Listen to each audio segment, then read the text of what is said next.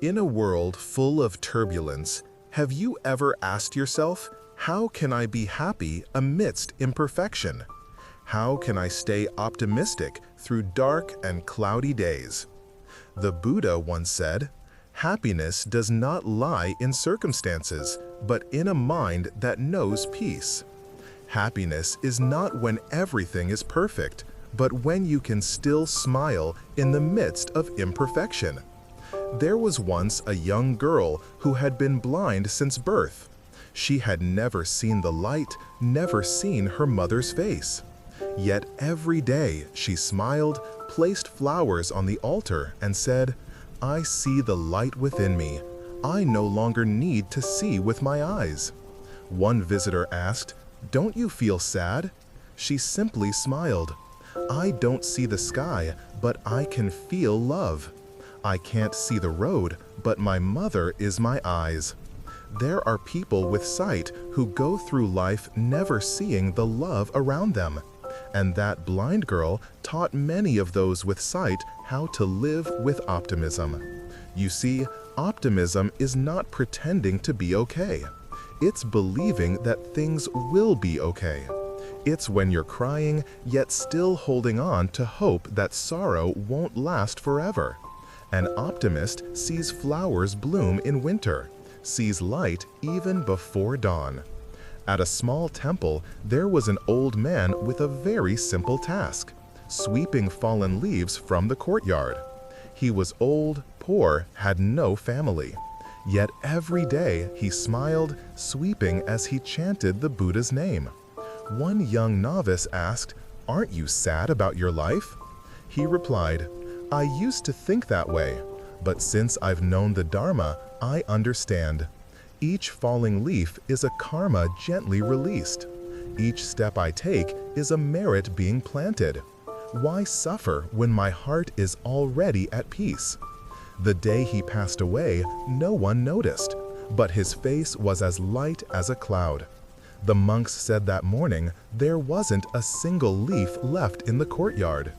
Life may not be easy, but our hearts can choose peace. Optimism is not covering pain, but holding a flower in your hand even when storms still rage. Happiness is not having everything go your way, but keeping a heart of gratitude even when things don't. If today you feel a little lighter, if these words felt like a gentle breeze on a scorching afternoon, then you've just planted a wholesome seed in your own heart. And if today you have only one thing to be grateful for, let it be this. Be grateful for yourself, because you're still here, still listening, still nurturing a seed of goodness in your soul. You don't need to become someone great. You don't need to force yourself to be strong. Just live gently with yourself and hold on to faith like a small light in the dark. That is enough. And remember, optimism does not deny suffering. It understands that all suffering has an end. And happiness doesn't require a distant search. It simply needs you to return to this breath and smile at the small things you still have. Even if the world out there is still full of noise, chaos, and storms, if within your heart there is a peaceful space, then wherever you go, you are already the most peaceful person. There is someone living in a 5-story mansion, feasting on the finest delicacies, yet their heart is always filled with fear of loss, their eyes constantly on guard, unable to sleep at night due to inner restlessness. And then there is someone living in a small house on the outskirts, barely enough space for the wind and sunlight. Their daily meals are simple, boiled vegetables with sesame salt. Yet their heart is at peace, their sleep deep and serene, and their gaze always carries the light of inner stillness. Why is that? Because happiness does not lie in material possessions. It is a feeling that arises from within, where gratitude, acceptance, and simplicity are cultivated. You can have everything and still feel lacking, or have very little and still feel content. The one who knows contentment is the richest of all. The one who knows how to love is the strongest. And the one who can smile at small things is the happiest. Sometimes happiness is simply the ability to live an ordinary life within seemingly ordinary things. To sip a cup of hot tea, to receive a sincere smile, to enjoy a slow, unrushed meal. These too are great blessings in this life. There were two men living in the same village. One was named Un. He lived in a grand house, had cars, land, and money in the bank. The other was Thien. He lived in a small thatched cottage, working hard throughout the year just to get by. Every morning, Un woke up early, not to admire the sunrise, but to check finances, make calls, and calculate deals. His heart was always anxious, afraid of being cheated or losing money. Though he had everything, he never truly felt at ease. Tien also woke up early. He splashed his face with water, brewed a pot of tea, sat on the porch to watch the sunrise, then went to tend his vegetable garden. He told his son, "As long as we are healthy today, have vegetables to eat and work to do, it is already a good day." One day, Un suffered a mild stroke and was hospitalized. During that time, he began reflecting on his life. And it was in that hospital room, with no money, no fame, that he realized what had drained him for years was chasing something without knowing when to stop. After leaving the hospital, he visited Tien's house. He saw Tien fixing an old fan. Beside him was a bowl of rice and pickled eggplant. Un smiled and said, "Now I understand. You live simply but lack nothing, whereas I had everything, yet my heart always felt empty. Thank you for teaching me this lesson, that knowing enough is truly enough." This story isn't dramatic.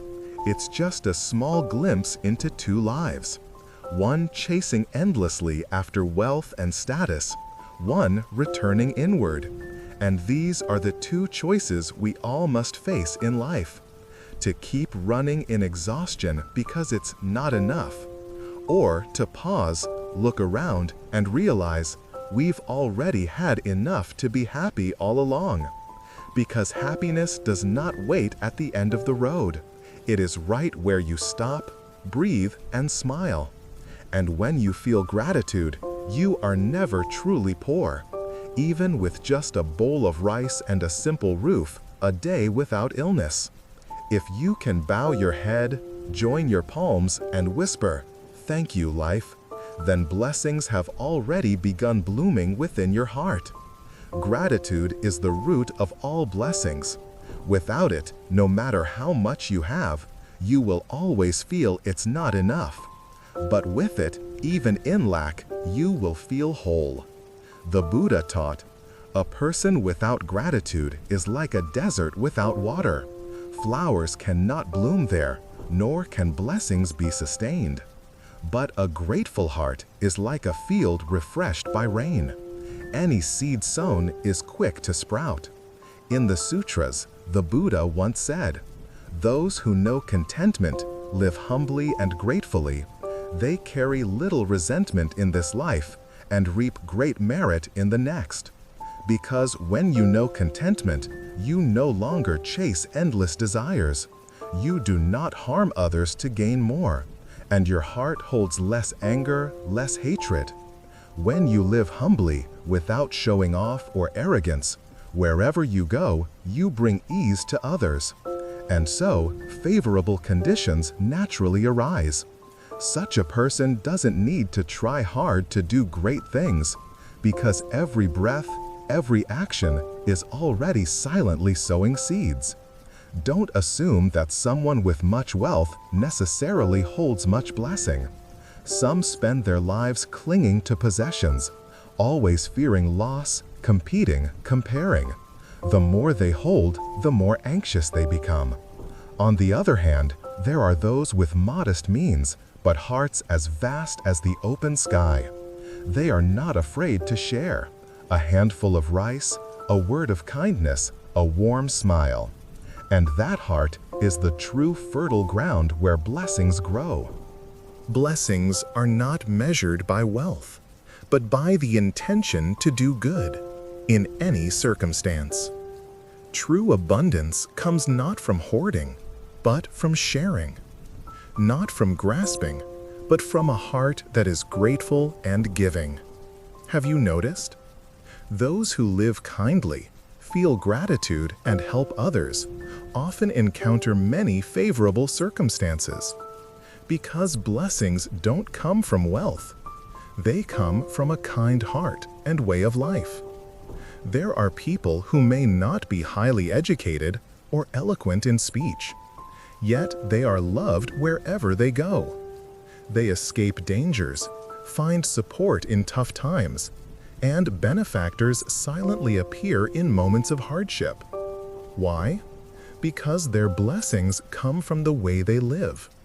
They don't ask for much, but are always grateful for what they have. They don't wait to be rich to help others. They help within their smallest means. They don't wait for someone to love them first. They choose to live kindly on their own. You may not get to choose where you were born or how much you have in hand, but you can choose to live a life of contentment, of gratitude, of kindness. And that choice, repeated every day, gradually transforms your destiny, reverses karmic burdens, and creates great blessings. Blessings are quiet. They come like morning light, gentle but enough to warm an entire life. In a poor countryside village, there was an old lady living in a simple thatched hut. Every day, she gathered firewood and sold it for a few coins, just enough to buy a loaf of bread. That was her lunch. Yet she lived joyfully, always smiling and beloved by all. There was a little orphan boy who walked past her house every afternoon. He would look longingly at the loaf in her hand, but never dared to ask. One day, the old lady handed him half of her bread and said, "I'm old. Eating much doesn't keep me full for long. You're young. Eat this and gain strength." From that day on, she shared her loaf with the boy every day. Even if it was just half a loaf, she gave with all her heart. No one knew. No one praised her, but she kept giving, as if it was the most natural thing. Years later, that boy grew up, escaped poverty, and became successful. He returned to the village to find the old lady, but she had passed away. On the simple altar, there was a faded photo and a handwritten note. May future generations live kindly and share with others. The young man wept, not because she was gone, but because he realized that half a loaf of bread long ago had nourished not only his body, but his soul, and that gratitude was the greatest blessing in his life. The lesson from this story: blessings don't come from how much you have. They come from how you use the small things in your hand to do great things from your heart. Even a half loaf of bread can open a person's destiny. Even one kind word in a desperate time can change someone's fate. So live with gratitude and share, even in your smallest capacity, because those very acts quietly extend the path of your blessings. There was an old lady who sold sticky rice in front of a hospital. Every day, she set aside a portion and said, "Anyone who needs it, take it." Someone once asked her, "You're so poor, why not sell that last portion too?" She smiled gently and said, "Because I was once the one who needed help. Now I'm just returning a bit of the kindness." She added, "Thanks to that gratitude, I've never truly gone hungry. I don't have much, but I'm not lacking. Years later, people no longer saw her selling rice, but saw a small stall run by her grandson with a sign that read, "One free portion of sticky rice, a thank you from Grandma." It turns out the seed she planted had grown, not just into food and clothing, but into blessings for an entire lineage. You may not have everything, but if you have a heart full of gratitude, you are already holding a precious gem that many seek their whole life but never find. True happiness doesn't lie in how much you have. It lies in how deeply you appreciate what you have. If you can only do one thing today, let it be gratitude for the fact that you're still alive and still able to sow kindness. And if you can, please share this teaching with someone who might need it. Who knows, it might be half a loaf of bread for their soul in its coldest moment. If today you feel weary, if each day passes and you find yourself asking, "Why am I suffering so much?" then please pause for a moment to hear this. Because perhaps just a few simple words might soothe the silent wounds you've carried for far too long. There was once a woman who lost her son in an accident. She came to the Buddha and begged him to bring her son back to life. The Buddha replied, "I can help, but first go and bring me a handful of mustard seeds from a house that has never known suffering." She searched all day, only to realize there is no house untouched by tears. She returned, knelt down, and began her journey of acceptance, transformation, and letting go.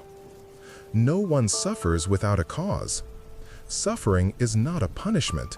It is the natural result of causes and conditions, perhaps from this life or from many lifetimes before. Blessings never come by chance. They are the fruit of quiet, kind, and gentle seeds you once planted, often without knowing. Some people go through life without committing great wrongs, yet live carelessly, speak hurtful words, and unknowingly create karma. One day, when the fruit ripens and falls, they're shocked and ask, "Why am I suffering like this?" There are also those who are neither richer nor more remarkable than others, but they live sincerely, think of others, and know when to be silent. And somehow, their lives feel unusually peaceful, as if an unseen hand is always lifting them. That's not merely divine favor. That is the merit they've quietly cultivated through each word, each action, each thought. So, dear one, if today you are in pain, don't just try to escape it. Begin instead to live with more goodness, more kindness, so that tomorrow you no longer plant the seeds of sorrow. For suffering is the result, and virtue is the path of release. When you understand this, you will stop blaming life, stop blaming others, and begin to reflect inward for transformation. Because blaming only deepens the wounds, while mindfulness is the first step toward healing. You will no longer ask, "Why am I suffering?" with a voice of despair, but will ask, "What have I planted to bring about this pain?" with the voice of one who sees with clarity. And at that moment, you are no longer a victim of karma, but a transformer of karma. When suffering is understood, it becomes compassion. When embraced in mindfulness, it is no longer a dark abyss, but a stepping stone for your heart to rise higher. Don't fear suffering. Fear only that you pass through it without learning anything.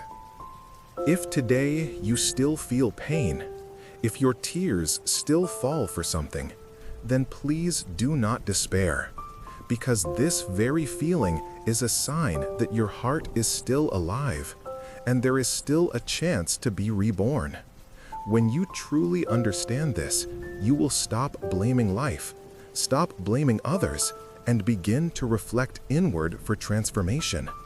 no longer tormented by what others did to you, no longer waiting for someone to come back and apologize, to make amends, or to understand. You realize that happiness does not come from others changing, but from your own inner transformation. You begin to let go little by little, letting go of expectations that exhaust you, letting go of resentments that have imprisoned your heart too long, letting go of the unanswerable questions. Why did they treat me that way? You no longer seek to prove anything. You only wish to live gently, kindly, peacefully, so that your heart may be calm and your life enough. And when you realize this, that suffering once drowned you, but could also, if met with awareness, be the very doorway into the awakened path. Even if today you feel the world has turned its back on you, no one understands, no one hears you, please remember, suffering is a very real part of being human, and you are not alone in bearing it. The rich have their suffering, pressure, loneliness, fear of loss, fear of betrayal. The poor have theirs, lack, insecurity, hardship, sometimes even humiliation. The intelligent suffer from overthinking. The gentle suffer because they're easily hurt. Those who are kind suffer because they always yield. No one escapes suffering, but not everyone knows how to learn from it, to rise through it. There once was a poor middle-aged man who had struggled since childhood. Because of his poverty, he was often mocked by friends, looked down upon by his family, and shunned by society. He had once resented life deeply, and many times he looked up at the sky and asked, "What did I do wrong to deserve so much suffering?" One day, he met an old monk sitting under the shade of a tree beside a stream. He asked, "Master, why is my life filled with hardship? I've never harmed anyone, yet my whole life has been full of misfortune." The old monk smiled gently and asked in return, "Then, have you learned anything from those painful days of hardship?" The man was taken aback. After a long silence, he replied, "I've learned to value every coin I earn. I've learned patience. I've come to feel compassion for those even poorer than I am. And I dare not do wrong, for I believe karma is real." The monk nodded, eyes shining. "Then you are not without merit. One who learns from suffering has already stepped a foot into the doorway of awakening. There are many who live in comfort and wealth, yet never turn inward, never reflect. They are the truly unfortunate ones. If you are suffering but still keep your heart kind, if you are wounded yet do not pass that pain on to others, if you are in despair yet still seek a bit of light in the Dharma, then you are already different. You are learning from suffering, and this lesson no book can teach. It will carry you far, deeper, and closer to the light. And you are not alone in your suffering. Everyone who walks through life has shed tears at some point. But you become special when you learn something from that pain and begin to live a life of kindness, gentleness, and compassion, not just for yourself, but even for those who once hurt you. For if life were only flowers and sweetness, who would think to return inward and cultivate the heart? When everything goes smoothly, we easily fall into the illusion that we have enough, that we are on the right path. Only when we fall, when we lose, when we hurt, do we begin to realize some lessons can't be learned by logic, only by tears. It is the sleepless nights that help us cherish a peaceful morning. It is deep wounds that teach us how to love rightly. It is the moments of utter lostness that gently awaken the soul and ask, "Am I living rightly?" Do not hate suffering. See it as a stern teacher, one who loves you in the most silent way. For pain does not come to destroy you, but to cleanse you of illusions, attachments, and prideful ego. And once you've walked through pain, your heart softens, your gaze grows gentle, and your soul learns to bow, to feel compassion, to love more deeply than ever before.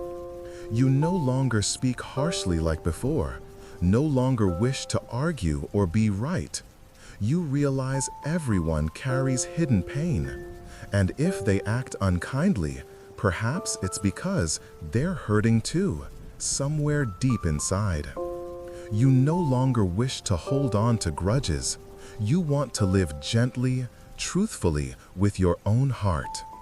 Because now you understand, life is too short to hate, and without the spacious heart, no one can truly find peace in this world.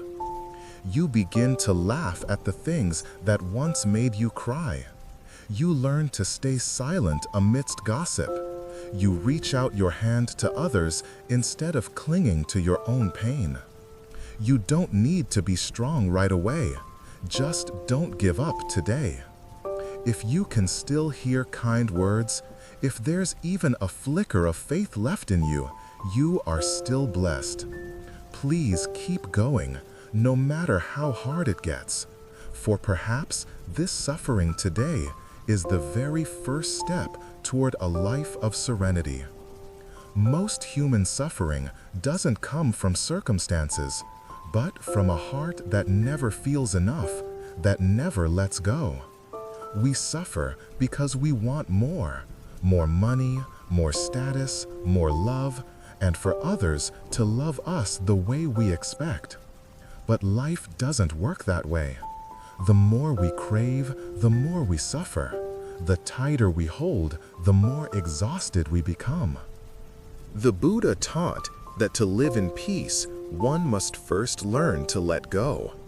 Letting go is not to lose, but to open a path for the heart to be at ease, to open a door for the soul to be free. There are things we cannot let go of today, but when pain is deep enough, understanding grows, and naturally you will learn to release without regret. In life, when you know what is enough, the heart is at peace. When you know how to let go, the mind becomes light. Both are blessings, and those blessings are not given by anyone, but cultivated each day through every thought, every way of living, every wholesome intention. People often think that happiness comes from having a lot of money, being loved by many, achieving success in society. But the more we possess, the heavier our hearts. The more we hold on, the wearier our hands. We keep running in the cycle of craving until one day we are exhausted and realize happiness doesn't come from having more, but from knowing when it's enough. There was a poor man who made a living peddling a rickshaw. Every day, from dawn till dusk, under scorching sun or pouring rain, he would be out on the street. People sympathized with him. His thin frame, his slightly hunched back, but his smile was always gentle and bright. One day, someone asked him, "You work so hard, how come you always look so happy?" He just smiled and answered in his humble country accent, "As long as I can still pedal, I can still eat. Some days it's dried fish, other days boiled greens. That's enough for me. I'm poor but not miserable because I don't complain." His answer left the listener speechless. Not everyone can live like him. To live with so little and yet not resent life. To live with hardship and yet feel so light. But truly, there was nothing special about him. He had simply learned the art of contentment. That contented heart is worth more than gold or silver. A wealthy person with much money but constantly afraid of losing it, constantly feeling lack, still lives in poverty within. But someone like him, satisfied with a simple meal, though having nothing, their heart is full of peace. Yet it's not only knowing what is enough that brings merit. Wisdom also lies in letting go of what has already passed, stepping away from what no longer aligns with who we are, forgiving those who once hurt us, and forgiving ourselves for the times we were weak, the mistakes we once made. Letting go is not surrender. It is a turning point, a step forward without dragging the past behind. Some people cling to a broken relationship and refuse to walk away. Some hold tightly to a dream that no longer fits their current life. And they suffer from the very things they won't release. Like someone clutching a stone in a river, the tighter the grip, the deeper they sink. Letting go may be the only way to float and breathe again. When we know what is enough, our mind feels light. When we know how to let go, our heart expands. And when we learn to live gently amid the world, without chasing drama, without forcing ourselves to prove anything, without needing anyone's praise or understanding, that is the deepest form of inner freedom. No one can give you that. It does not lie outside of you. It lies in how you view life. Some live in bustling cities, yet their heart is calm like meditation. Some live in quiet countryside, yet their soul is at peace as if sorrow never touched them. True peace is not difficult. Just desire less, complain less, grieve less. Add a little more gratitude, a little more mindfulness, a little more compassion for yourself and others. And at some point, you'll realize it's not that life has become easier that brings peace, but your heart has learned contentment, so suffering has no room to stay. Because peace does not lie outside, it lies in how we see the world. Joy doesn't come from having everything, but from knowing how to love yourself. When you return to slow living, to listening to each breath, when you sit still and observe your heart without judgment, when you stop running after others' approval, then each passing day becomes a gift. This life may not be perfect, but it can still be beautiful if you learn how to be gentle with things that don't go your way and feel grateful for the things already present. And if you are feeling weary on this journey of life, please remember, as long as your heart knows how to return, you are still on the right path. Just live a life that is light enough, deep enough, and true enough. And even if the world trembles, your heart will remain peaceful like a lake at dawn. Wishing you a life full of kind blessings, a heart always turned toward the light, and a brighter tomorrow.